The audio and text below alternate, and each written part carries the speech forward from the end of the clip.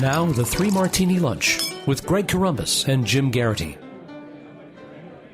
And welcome, everyone, to the Friday edition of the Three Martini Lunch. Along with Jim Geraghty of National Review, I'm Greg Corombos of Radio America. We have good, bad, and crazy martinis for conservatives today. And Jim, our good news is there's probably not any more indictments coming from the Mueller probe. At least that's what a lot of folks are concluding. ABC News, the White House, Congress, and the American public are all still waiting for special counsel Robert Mueller to complete his investigation into Russian interference in the 2016 election. Mueller's team has not filed any new cases in 2 months, and sources tell ABC News no more indictments are expected as a result of the probe. When it's all said and done, it's expected the report won't condemn anyone not actually charged with committing crimes. But will Mueller's report be released to the public? Let it come out. Let people see it. That's up to the Attorney General, President Trump said. So, Jim, I guess the fewer indictments for people really, really close to the President of the United States is probably a good thing. You've got Democrats already pivoting and saying, well, even if there's no collusion proven, Mueller surely has dug up some things on financial issues that Trump's been involved in, whether it's related to Cohen or whatever. So they're clearly not going to be satisfied if no collusion is discovered here and reported. But the good news is that we're almost at the end of the Mueller process, and it looks like that we're probably not going to see what every Democrat just assumed we were going to get. Yeah, so listeners should understand that as Greg and I are taping this, I am frantically hitting refresh on both my web browsers and Twitter just because people are acting like it might come out today. I don't know if it's the idea of, here comes the Friday afternoon news dump or what the situation is. But there really is this, tense mood of anxiety and anticipation amongst reporters who cover the Mueller stuff. And does this mean they know something? I don't know. It certainly seems to be more than usual. I went back and looked, Greg. We've been hearing the Mueller report has been winding down since last summer. Right. It's March. So this is a long, slow wind down. The other thing which is kind of fascinating about this is that this was an ABC News report. Mika Brzezinski was discussing this on Morning Joe this morning, and you could kind of see she was reading the teleprompter and hadn't really thought through what she was saying until halfway through the sentence. So it comes to, sources are saying that Mueller office will have no more indictments.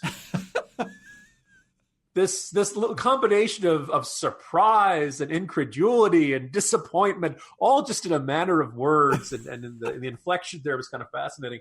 Look, again, we don't know. I assume Jonathan Karl's sources on this are good, but who knows? I mean, he doesn't work for BuzzFeed, right? I would not doubt, though, that there were probably Democrats who were convincing themselves that at some point this process was going to end with an indictment of Donald Trump Jr., or Jared Kushner, or Ivanka, or maybe Steve Bannon, or anybody else associated with the 2016 Trump presidential campaign. It's, obviously there are a bunch of high-level folks, Manafort and Michael Cohen. This is nothing to sneeze at.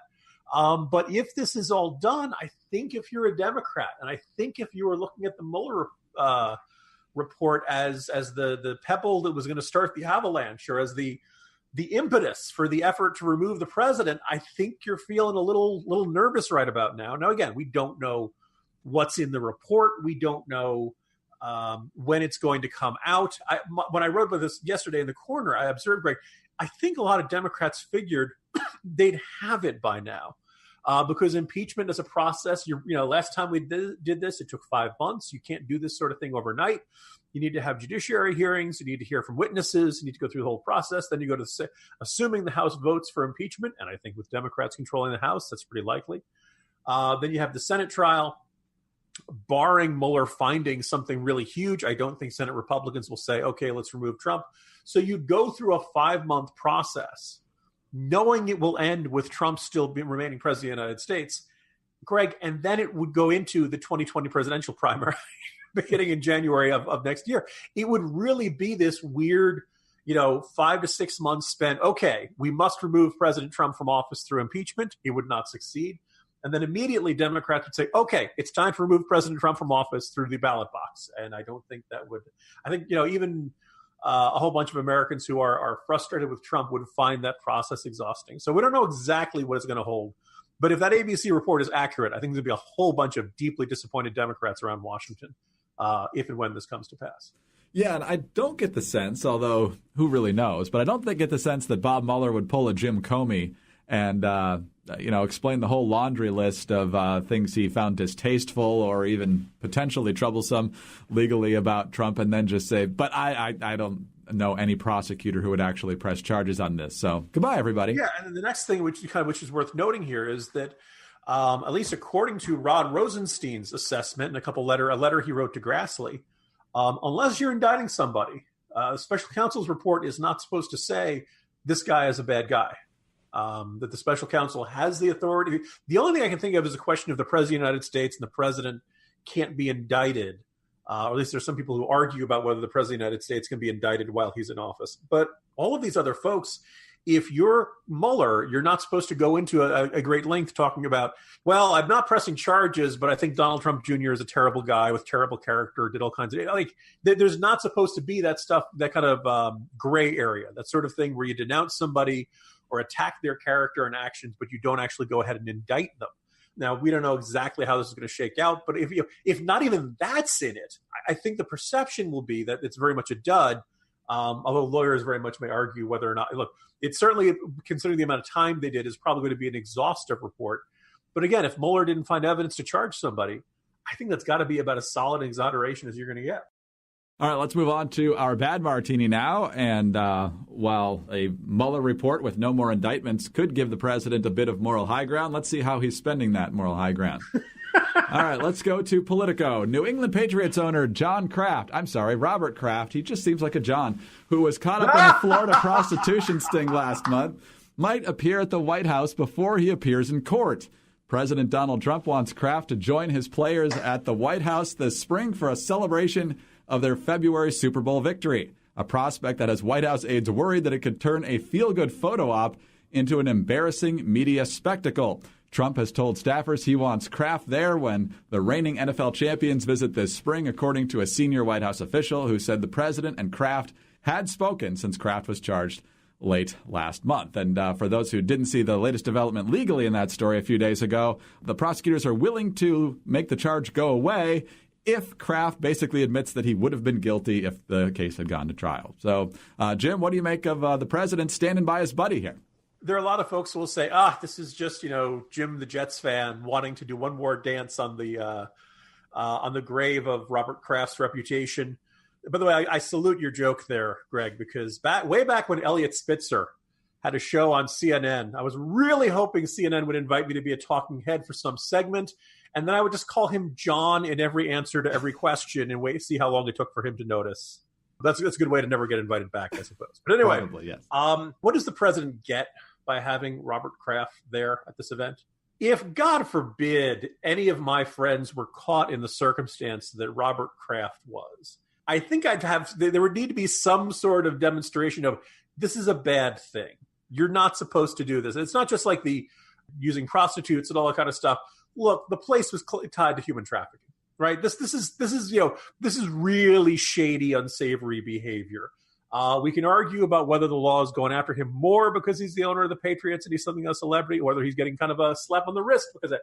But either way, if you're president of the United States, I can hear the argument of Trump's reputation can't get any worse than it is. So what difference does it make? Again, I don't know what Robert Kraft has done to elicit this kind of. Trump demonstrates very little loyalty to anybody else who worked for him, but he's loyal to Robert Kraft. And that just strikes me as completely back-asswards.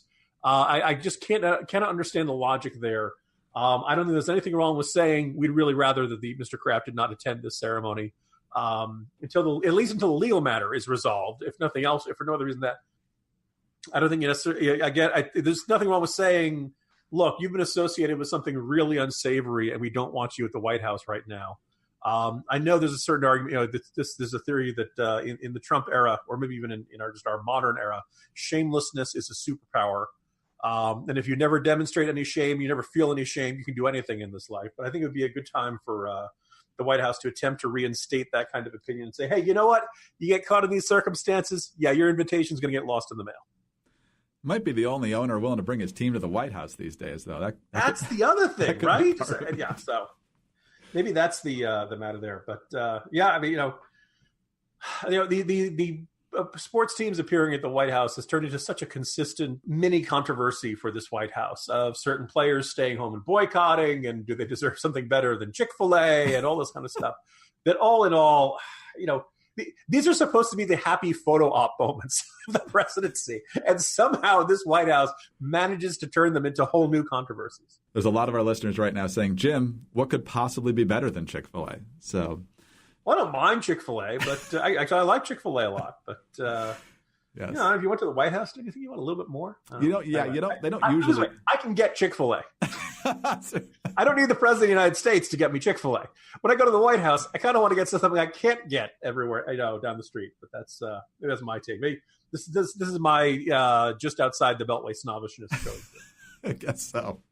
All right, let's move on to our crazy martini now, Jim. And for that, we go to the week, Matthew Walther, asking the question, why are Democrats so weird? He starts with the fact from the CNN town hall that former Colorado Governor John Hickenlooper intentionally brought his mother to an X-rated film back in the 1970s. He followed that up by asking with near exasperation, why doesn't anybody ever ask a female candidate if they'd be willing to put a guy on the ticket?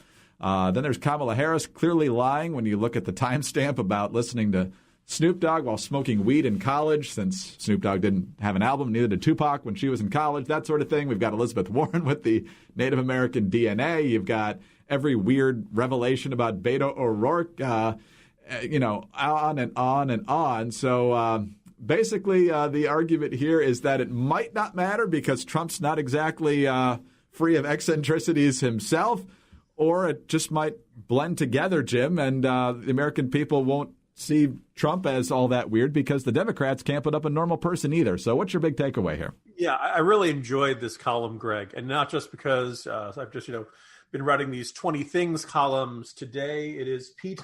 So apparently Buttigieg is one of the ways you pronounce his name. At least, the problem is I've seen at least 3 or 4 different columnists try to lay out the right way to pronounce Mayor Pete's name, and each one of them is different. Buttigieg is one. Buddha Edge, so I think it's Boot Edge, but if it's not, Mr. Mayor, I'm sorry. You need to get everybody on the same page about how to pronounce your name. And speaking as Geraghty, I know how it feels. Yeah, me too. But so the thing about I've tried to write about great detail. He's only 37 years old, the youngest person in this field. But one of the things that comes through, and I think this is one of the things that makes me less enamored of the mayor. Obviously, he's a Democrat. I'm not likely to support him or like him for president of the United States to begin with. But Greg, I don't know what it was like up in Michigan or where you were growing up, but occasionally in high school and college, you'd run into these ambitious young men who at age 16, 17, 18, 19, 20 just became convinced that it was their destiny to be president of the United States of America.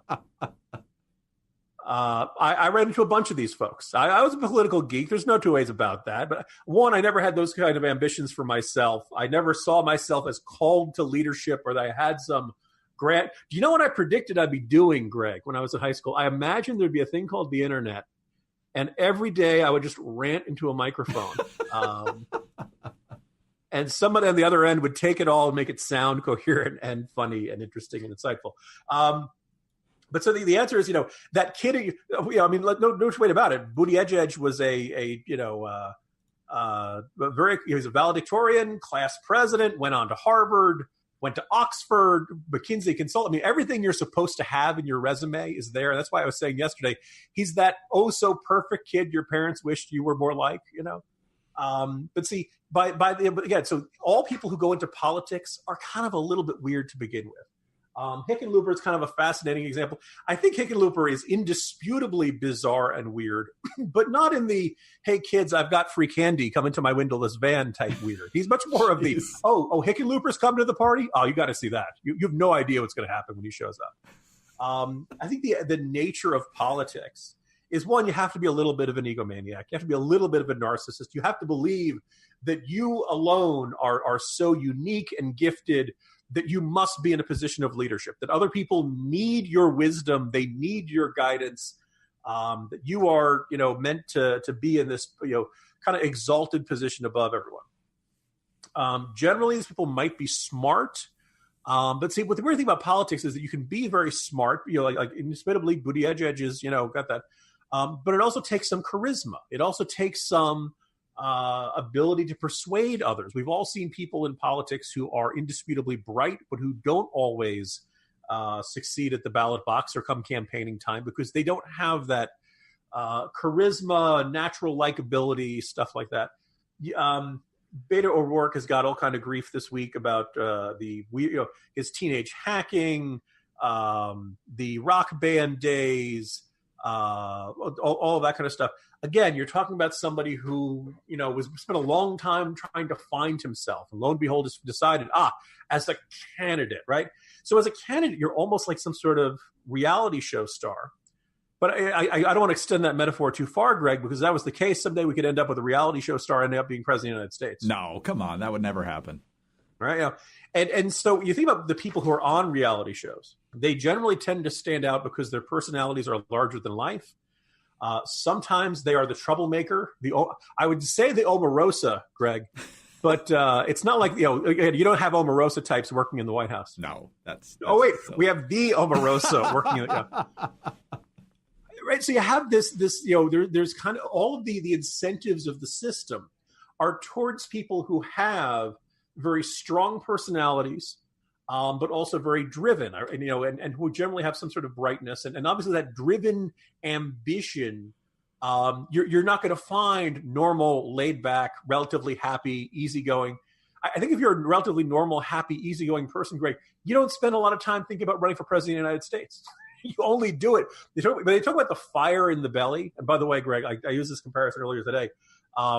Buttigieg has the Hindenburg in his intestines. So you talk about, Fred Thompson really couldn't be bothered, was very clear, and didn't really want to didn't want to deal with all the grief and aggravation of running for president. Most of these people love it. They need it. They need the crowd. They need the affirmation. They need people chanting their name. And it's an interesting question about whether there's a deep emotional neediness at the heart of most candidates. The other thing, which I think is accurate for not just most modern presidential candidates, you go back to almost every American president, they had a relationship with their father that was at least complicated. Sometimes in the case of George W. Bush, he had a very successful and accomplished father, and he was like, how am I ever going to live up to this? How am I ever going to escape from his shadow? In the case of George W. Bush, he escaped from his father's shadow by going into the oil business, running for politics, and ended up becoming president of the United States. And going to war with Iraq. Time is a flat circle, as they said in True Detective. Or you have absent fathers like Barack Obama. Ronald Reagan's father was an alcoholic. People said that his kind of natural amiability came from his desire to be a peacemaker in a domestic household that was not always running so smoothly. All of them have some sort of really interesting issue going on there that generally drives them, I think, to have maybe a little more ambition than the average person, maybe a little bit more drive and determination, but also, as I said, I think a need for a certain constant affirmation that only comes from being before the public and having this constant public reaffirmation and saying, oh, you are great, chanting your name, applauding, all that kind of stuff. So fascinating stuff there. But generally, Americans, you don't get normal people running for president, and that's why all of your presidents and presidential candidates generally turn out to be weirdos. Great hope for the future. Jim. It is. It's baked in the cake, America. Good luck. At least it's Friday. It is Friday. Have a great weekend. See you Monday. See you Monday, Greg. Jim Geraghty of National Review. I'm Greg Corombos of Radio America. Thanks for being with us today, and tune in again on Monday for the next 3 Martini Lunch.